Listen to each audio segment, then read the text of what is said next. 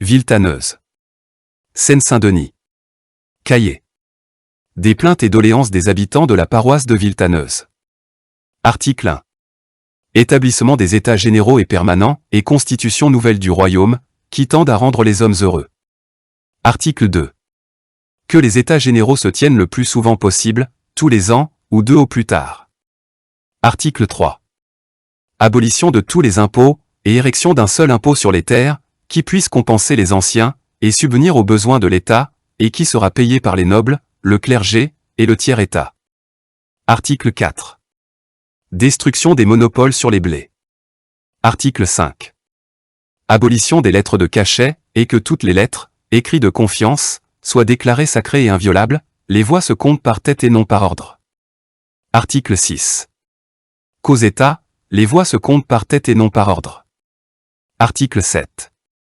Que la justice soit administrée promptement et gratuitement à tous, et particulièrement aux pauvres, par juge compétent et non suspect. Article 8.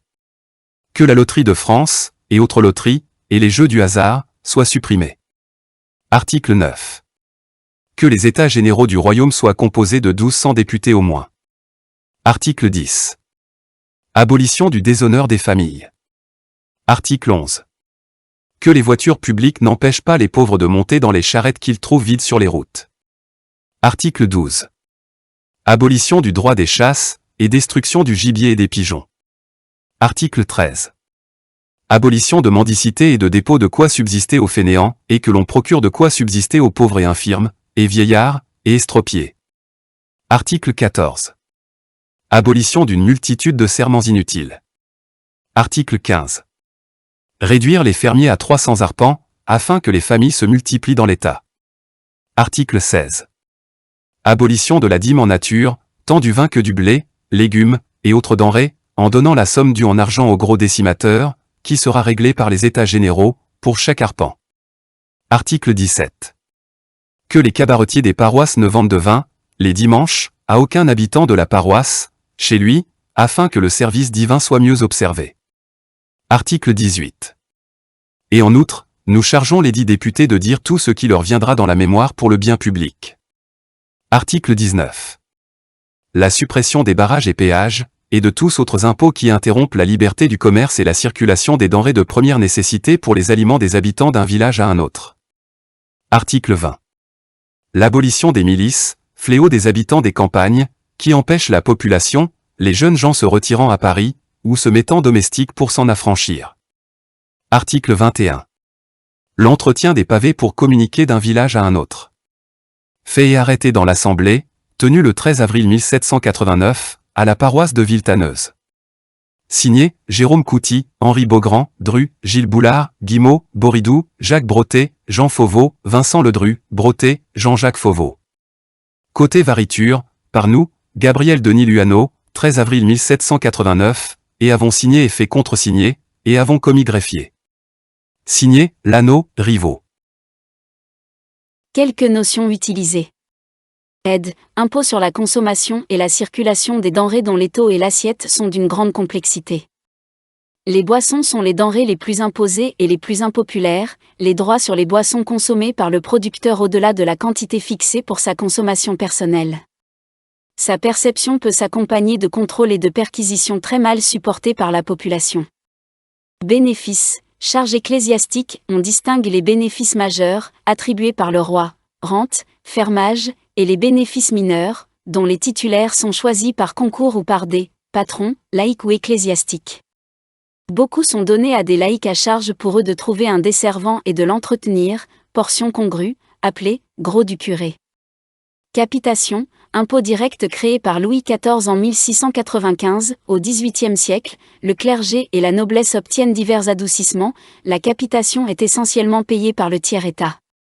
Casuel, redevance payée au clergé à l'occasion de cérémonies religieuses, baptême, mariage, enterrement, messe, variable en nombre et en prix. Les fidèles répugnent à payer le casuel en plus de la dîme, beaucoup de prêtres non titulaires de bénéfices reversent une partie des dîmes aux bénéficiaires sous forme de portions congrues. Champart, redevance en nature levée par le seigneur sur certaines terres, avec la dîme, la principale redevance en nature. Colombier, Droit d'avoir un colombier et des pigeons, généralement réservés aux seigneurs ou justiciers. Les particuliers ne peuvent avoir que des pigeons en simple volière semi-domestique. Les cahiers de doléances se plaignent des dégâts causés par les pigeons aux récoltes. Corvée, obligation d'effectuer, pour le compte du roi ou d'un seigneur, des travaux d'entretien ou de construction, généralement sur les voies de communication.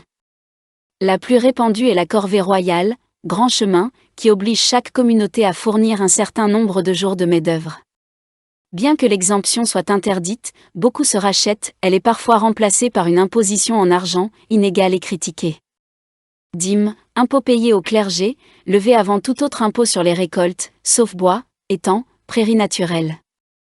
On distingue grosse dîme, vin, céréales, et menu dîme, fruits, légumes. Créée pour subvenir aux besoins du culte, sa quotité est d'environ 1/10. Souvent perçue par des bénéficiaires absents, elle est très critiquée.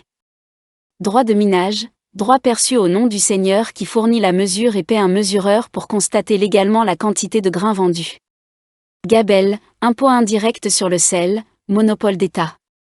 Les gabelous ont droit de perquisition dans les maisons pour traquer la contrebande, leurs méthodes brutales et amendes sont particulièrement haïes. Laboureurs, paysans, propriétaires ou fermiers, possédant au moins une charrue et les animaux de trait. Péage, taxes payées au roi ou au seigneur pour le passage de personnes, bestiaux ou marchandises, ponts, chemins, rivières, entrées de ville.